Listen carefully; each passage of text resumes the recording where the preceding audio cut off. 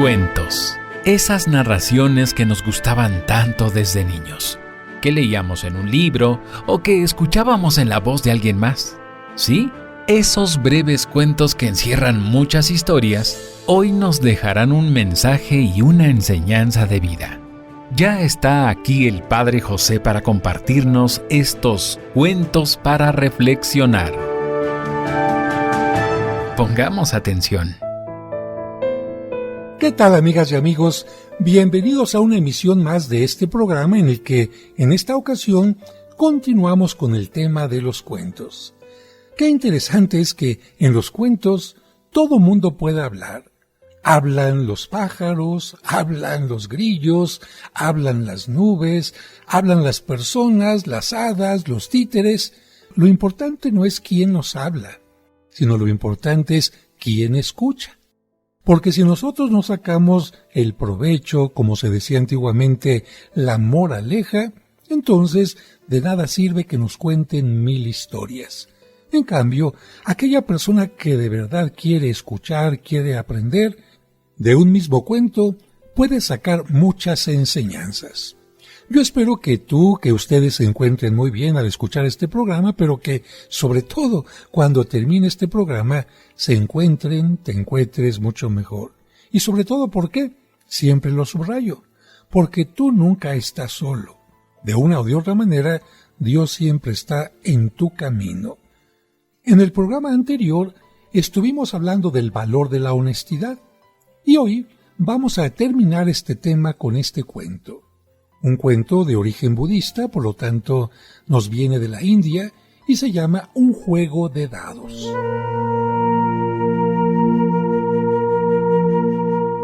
Había en la ciudad de Benares un hombre llamado Apu, aficionado a los juegos de mesa.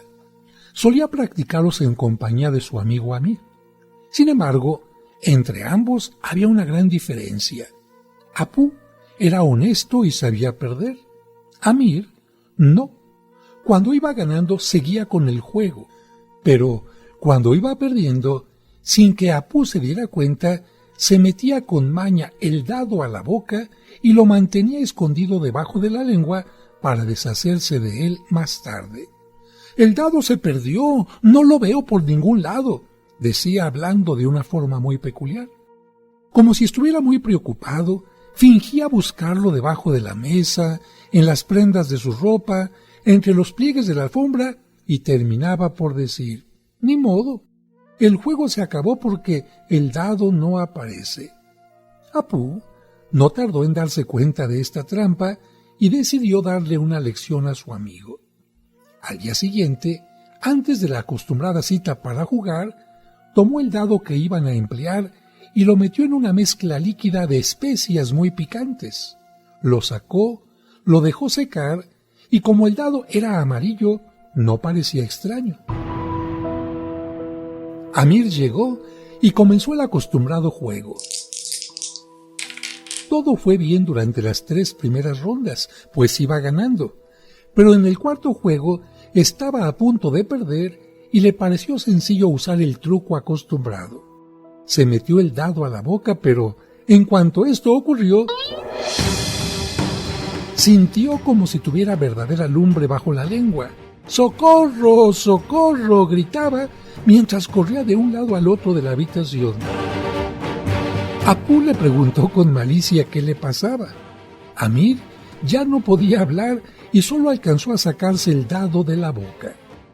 Apu le acercó una bebida que ya tenía preparada a base de mantequilla, aceite de palma, miel de abeja y jugo de caña especial para quitar el gusto picante.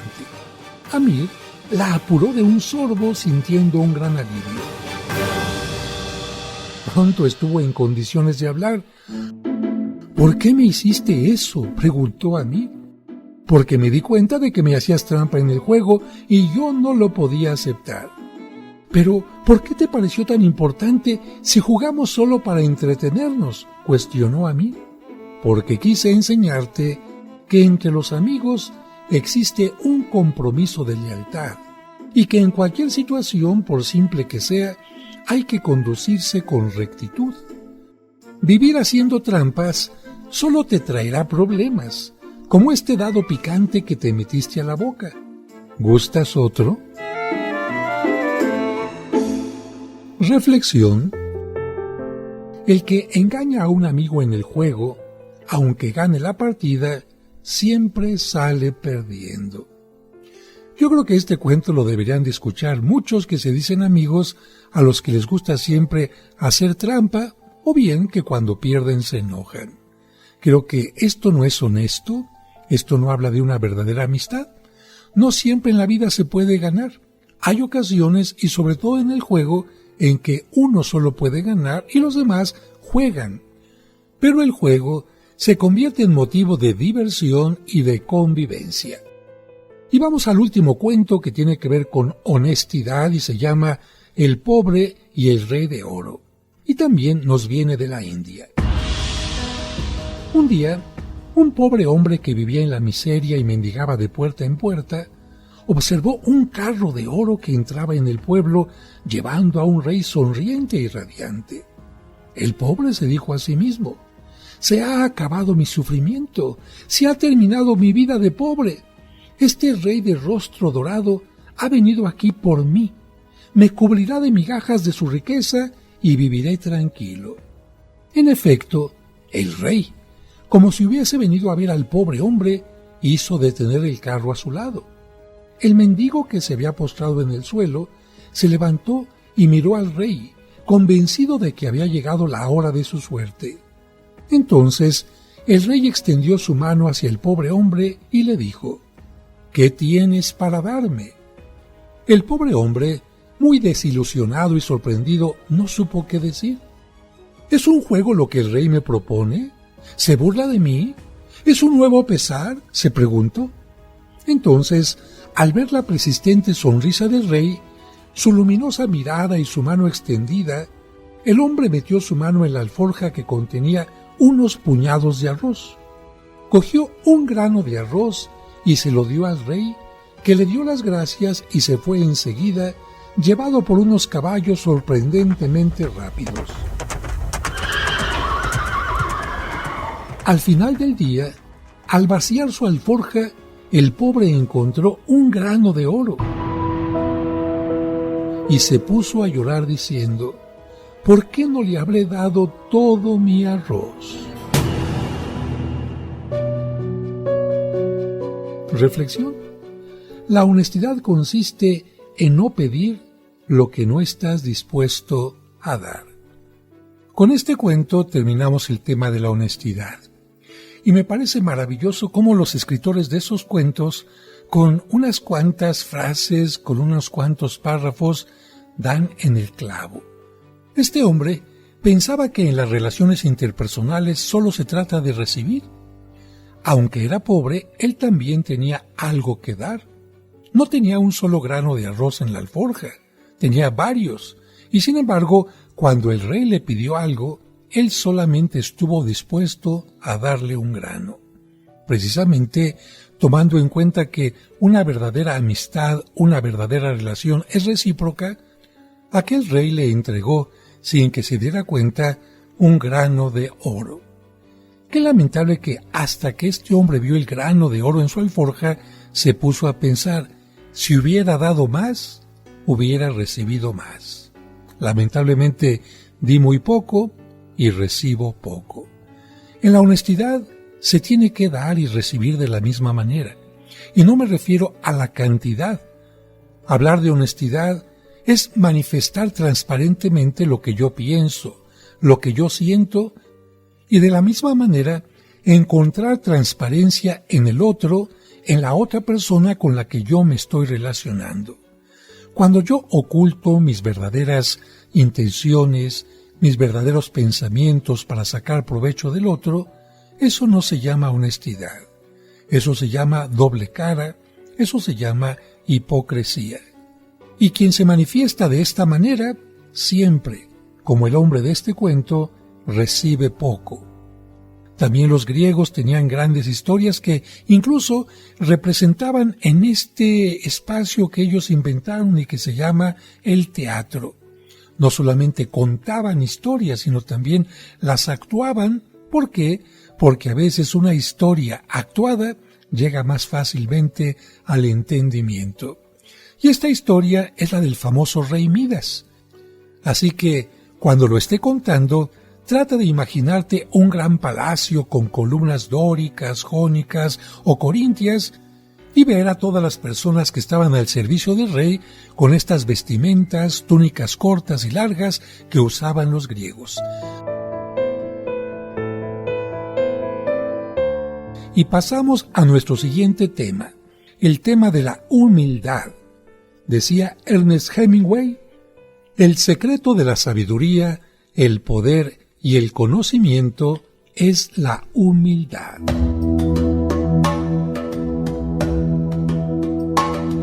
El rey Midas. Midas fue un rey de gran fortuna. Tenía todo lo que un rey podía desear. Compartía su vida de abundancia con su hermosa hija Zoe. Aún repleto de riquezas, Midas pensaba que la mayor felicidad le era proporcionada por todo su oro. Comenzaba sus días contando monedas de oro. Se reía y tiraba las monedas hacia arriba para que le cayeran encima en forma de lluvia. Cierto día, el dios de la celebración, Dionisio, pasaba por las tierras de Midas. Uno de sus acompañantes, de nombre Sileno, se quedó retrasado por el camino. Allí lo encontró Midas, quien lo reconoció al instante y lo invitó a pasar unos días en su palacio.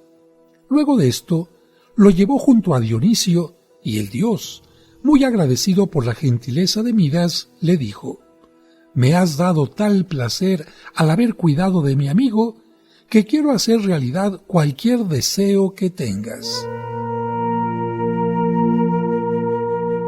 Midas respondió inmediatamente: «Deseo que todo lo que toque se convierta en oro».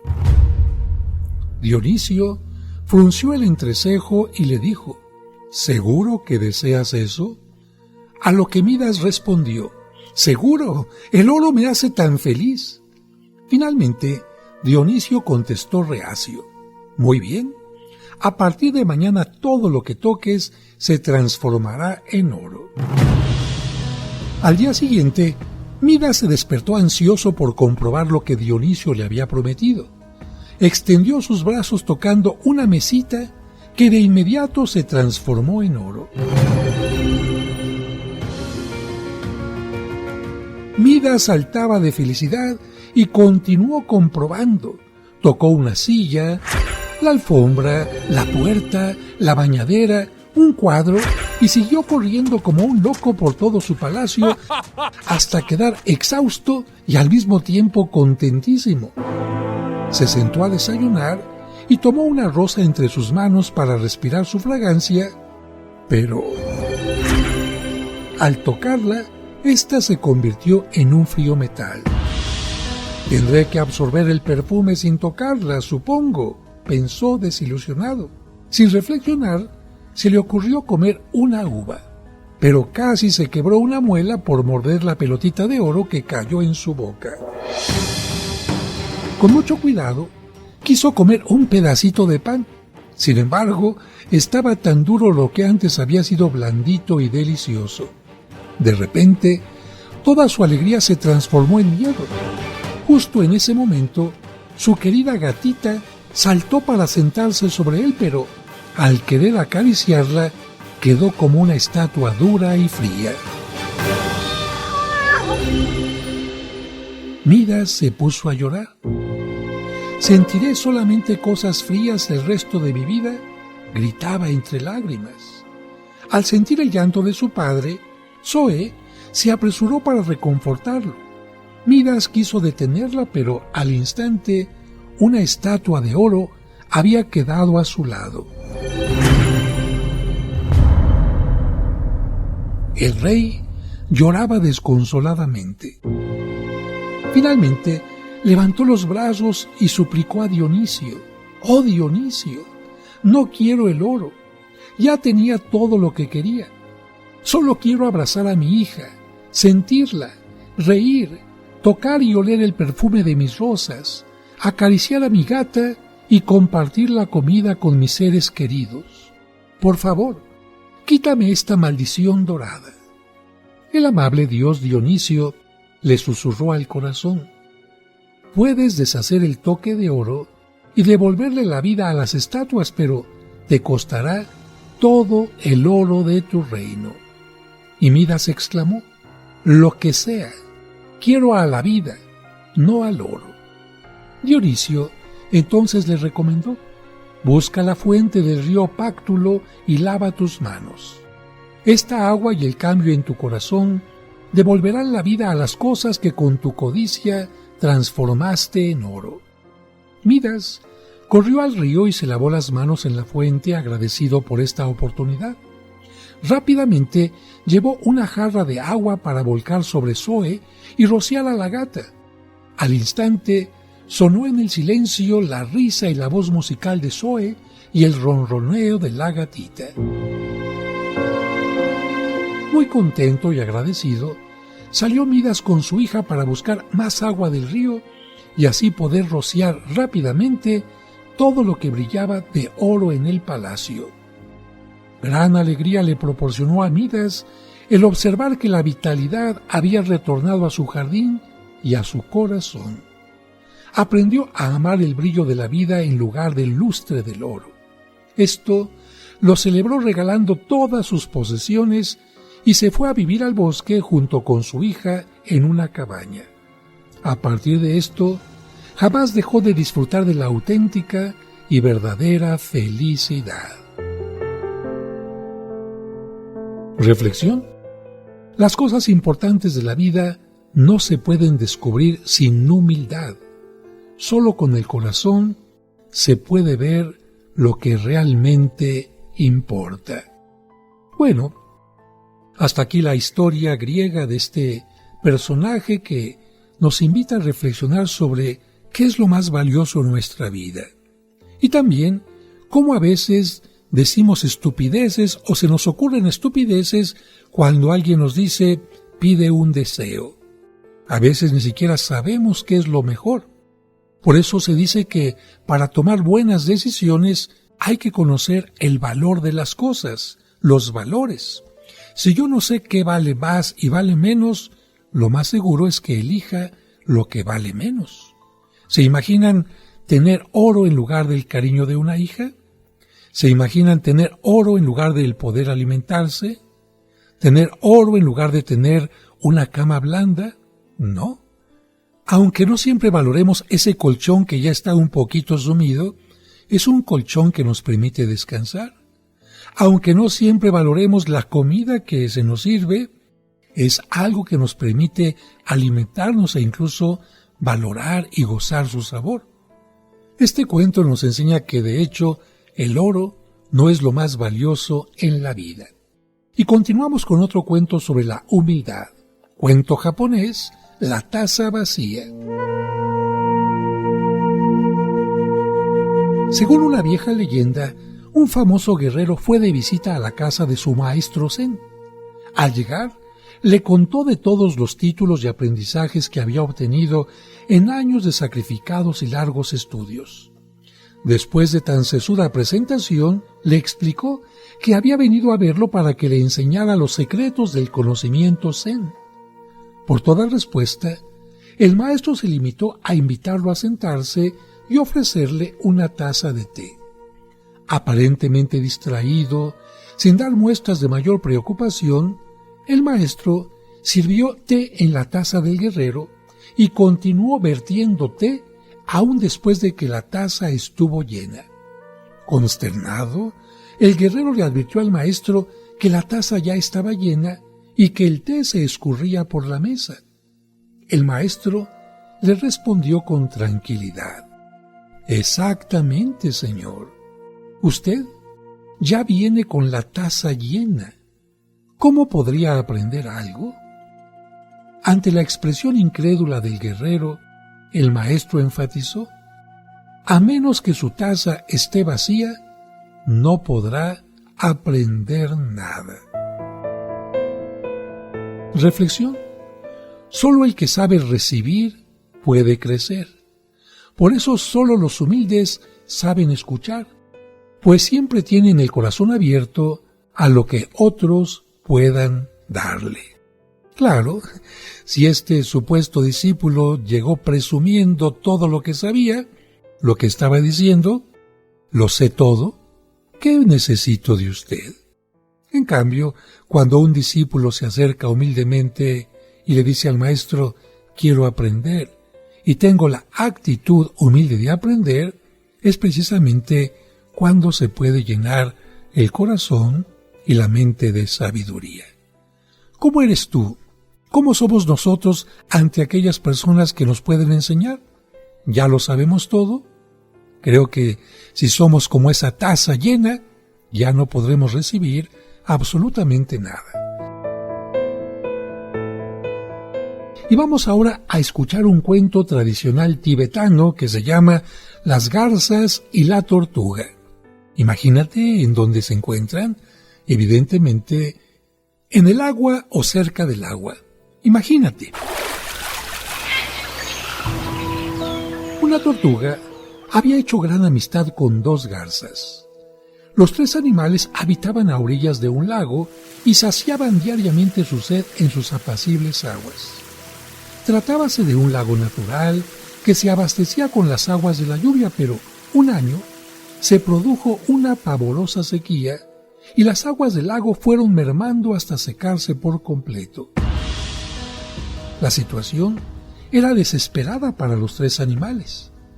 Las garzas hablaron entre sí y decidieron emigrar a regiones más húmedas para poder sobrevivir. Comunicaron su decisión a la tortuga y ésta, alarmada, empezó a lamentarse. ¡Ay de mí! ¿Qué será de mí? Ustedes disponen de alas y pueden volar, pero ¿qué haré yo? Moriré de sed. Vaya destino me espera. La tortuga empezó a llorar desconsolada y hasta el caparazón se llenó de sus pesarosas lágrimas. Las garzas sintieron mucha compasión por ella. Tu llanto, amiga querida, nos parte el corazón. Toda la noche estuvieron las garzas y la tortuga dándole vueltas a la penosa situación, tratando de ver si eran capaces de encontrar una solución. Comenzaba a despuntar el día cuando, ¡hurra!, la tortuga tuvo la fortuna de encontrar una. La solución consistía en que las dos garzas sujetarían un palo con los picos mientras volaban y la tortuga se agarraría con firmeza al mismo palo con la boca, pudiendo así ser transportada por los aires hasta regiones más húmedas donde podrían sobrevivir los tres animales. Tan contenta estaba la tortuga que no dejaba de hacer bromas.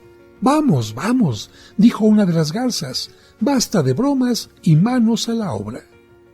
Cada garza cogió con el pico el extremo de un palo y la tortuga se agarró al centro del mismo con la boca.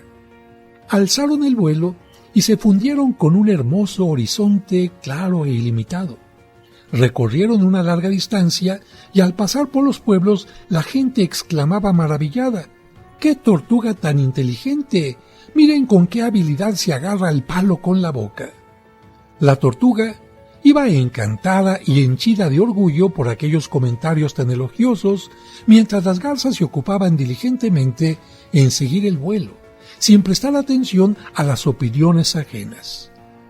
En cada pueblo que sobrevolaban, la gente exclamaba asombrosas palabras halagando a la tortuga.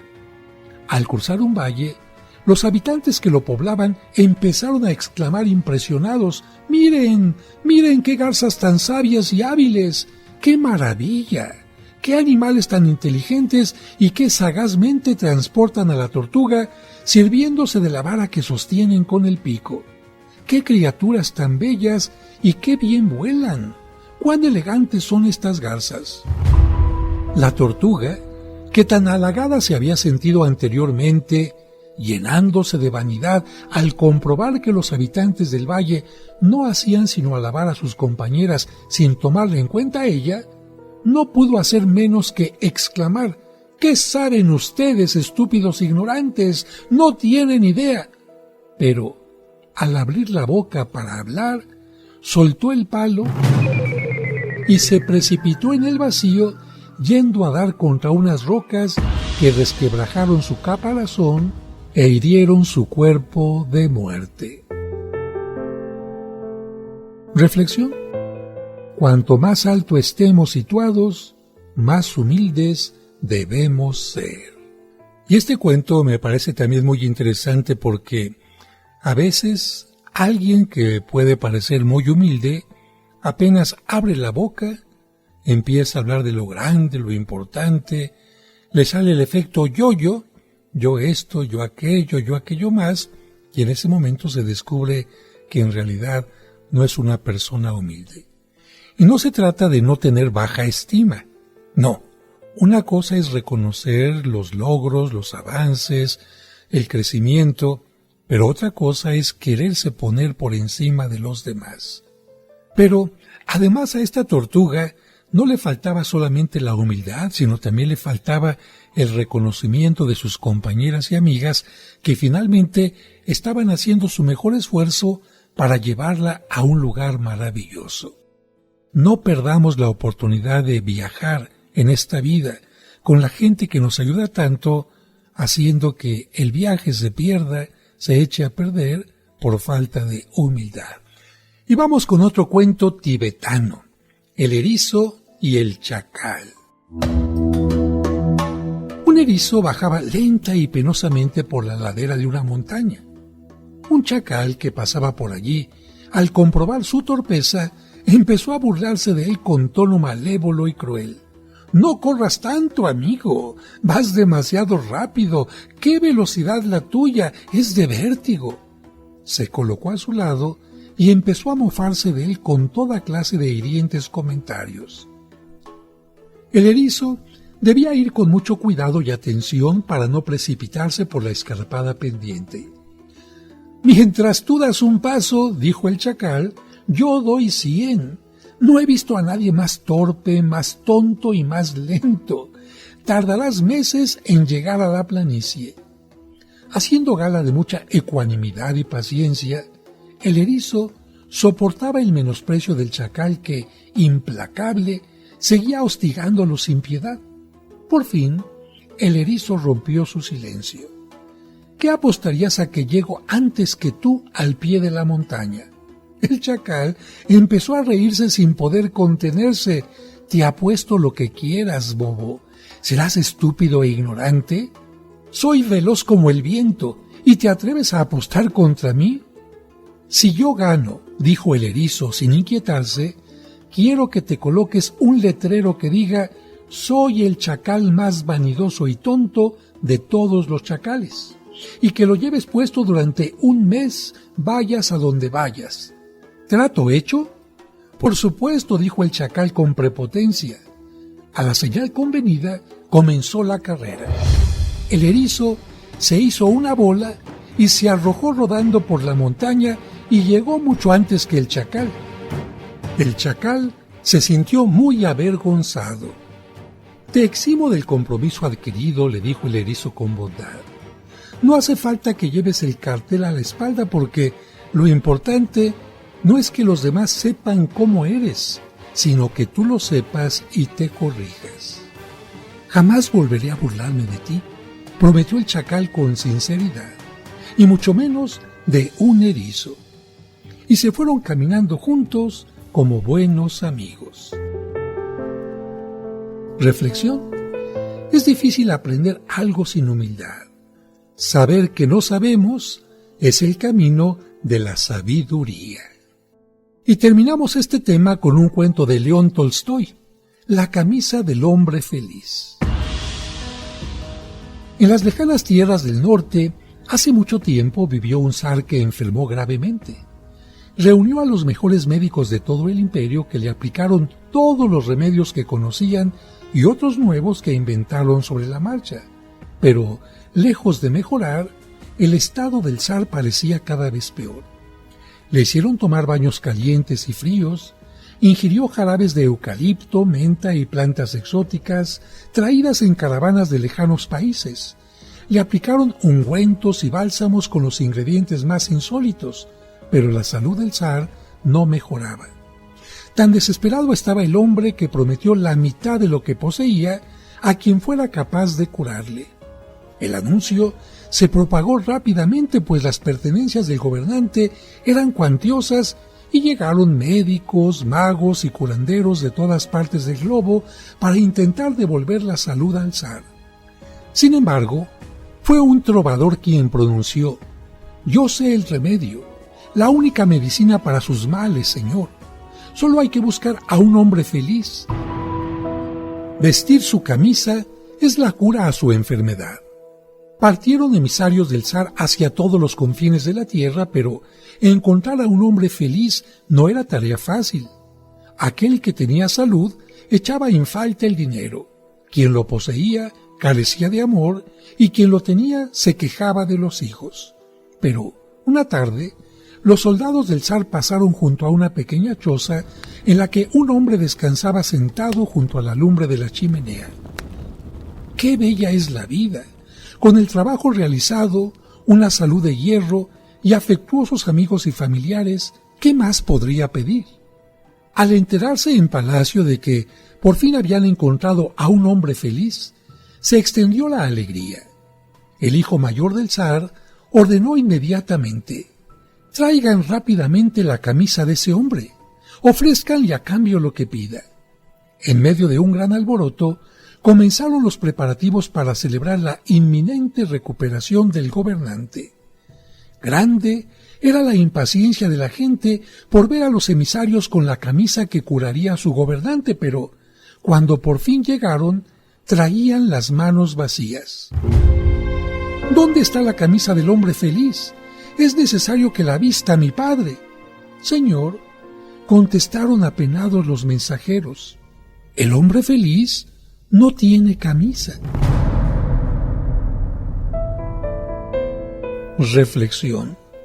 El que se tiene a sí mismo no necesita otra cosa para ser feliz, pero para el que no se conoce a sí mismo, ninguna riqueza es suficiente y no comprende la humildad. Y seguimos avanzando en esto de había una vez, pero ahora tocaremos el tema de la justicia. Decía Goethe: «Haz solo lo que sea justo, lo demás vendrá por sí solo». Y en esta ocasión es interesante pensar que Jesucristo también contaba historias, también contaba cuentos para que a través de ellos la gente reflexionara. Este está en el capítulo 13 de San Lucas, versículo 11 al 32, y tú lo conoces muy bien. Se llama El Hijo Pródigo.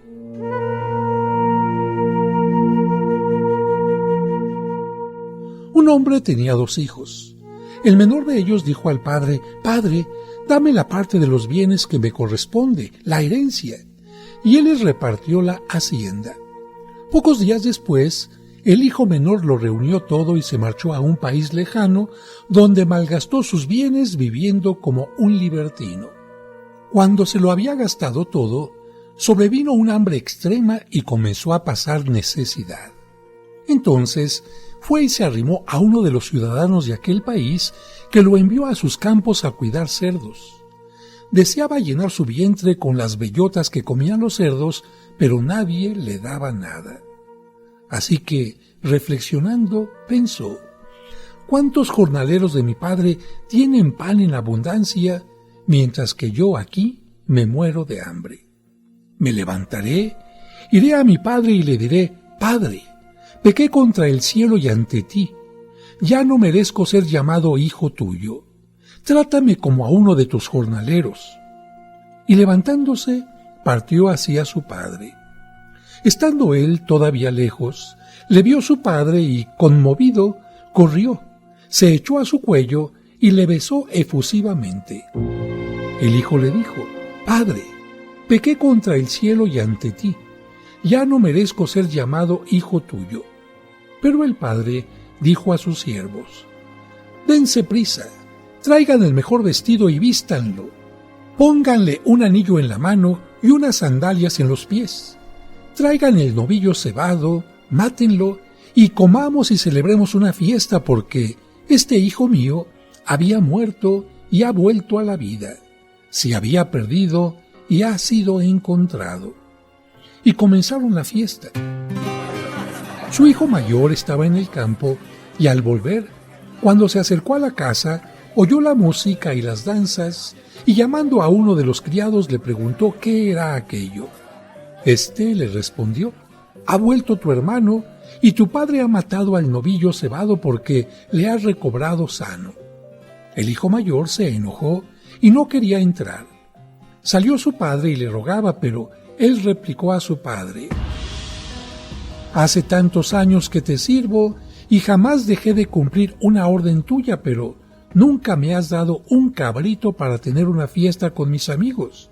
Y ahora que ha venido ese hijo tuyo, que ha devorado tu hacienda con mujeres fáciles, has matado para él el novillo cebado.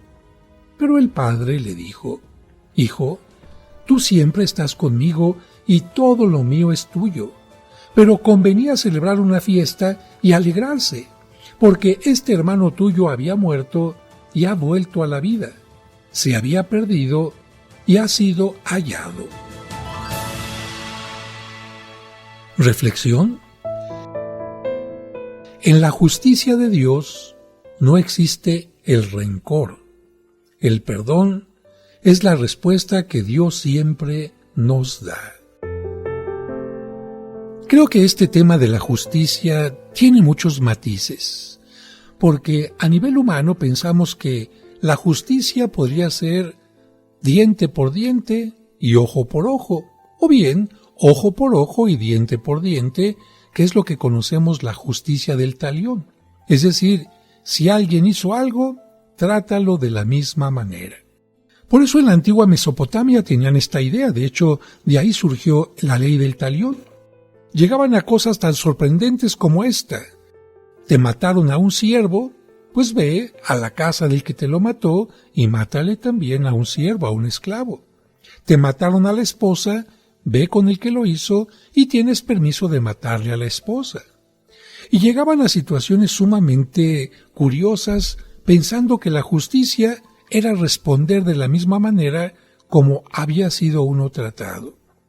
Creo que ante esta justicia, Dios nos ha enseñado una justicia totalmente distinta.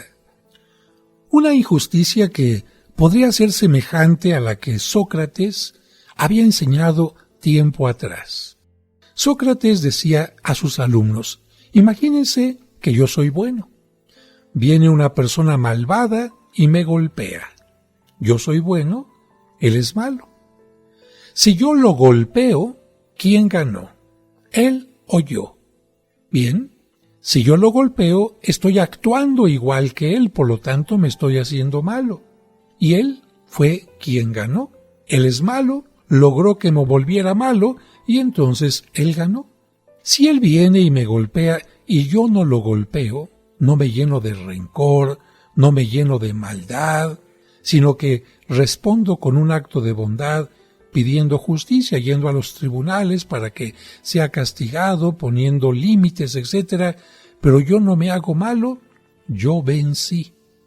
Decía Sócrates: bueno, esto sucede lamentablemente muchas veces en el mundo. El malo logra que el bueno se convierta en malo.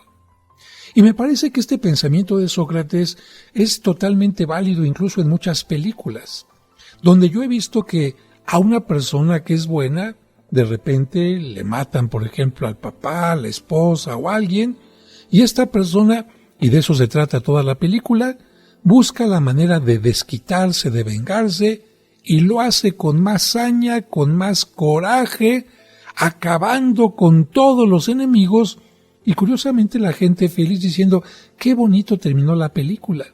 Yo creo que no.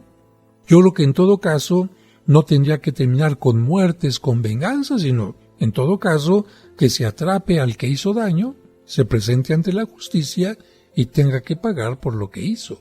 Pero si yo voy a vengarme matando, porque a mí me mataron a alguien, entonces el bueno supuestamente terminó más malo que el malo inicial. Creo que con esto queda claro lo que en muchas ocasiones puede ser la justicia humana, que busca, más que justicia, venganza. Y esto no es algo positivo. Precisamente por eso, en esta parábola del Evangelio, nosotros vemos un tema totalmente novedoso, porque el final no es, vino el hijo malo, y entonces lo golpearon, le dijeron, sácate de aquí, ya no te queremos. Bueno, de alguna manera el intento de esta respuesta la encontramos en el hijo mayor. El hijo mayor lo que siente es rencor, coraje. ¿Y qué es lo que hace? Se enoja porque el hijo ha regresado. Fíjense, se enoja porque el hijo ha reconocido su error, se enoja porque el hijo ha regresado y sobre todo porque el padre lo ama. Quizás este sea su mayor coraje. ¿Cómo es que mi padre pueda amar a este hijo sinvergüenza que se gastó el dinero y todavía viene con la desvergüenza a casa? No, aquel hijo no venía a presumir lo que había hecho. Aquel hijo venía sucio, venía enlodado, con mal olor, con mucha hambre. Venía muchísimo más delgado de como se había ido. Pero esto al hijo no le importa. El hijo dice que pague. ¿Con qué? Con desprecio. ¿Que pague con qué? Con rechazo. Pero el hijo no se da cuenta de que un corazón amoroso como el de su padre no puede hacer eso. Porque el padre ha entendido que la justicia, para él, es totalmente distinta. Para él está por encima de la justicia, del darle a cada quien lo que se merece, amor. Es cierto, al principio el padre ya lo mostró. ¿Por qué? Porque de acuerdo a la tradición judía, en las familias judías solamente el hijo mayor es el que tenía derecho a recibir herencia, el hijo menor nunca. ¿Y qué hizo el padre? Repartió y al hijo menor también le dio. Ya desde ahí se nos está hablando de un antecedente. El padre tenía una justicia totalmente distinta. Para él estaba por encima de todo el amor. Y como he dicho, en la justicia de Dios no existe el rencor. El perdón es la respuesta que Dios siempre nos da. Y por eso siempre te digo a ti que tú nunca estás solo. ¿Por qué? Porque de una o de otra manera Dios siempre está en tu camino. Siéntete bendecido. Que Dios te bendiga.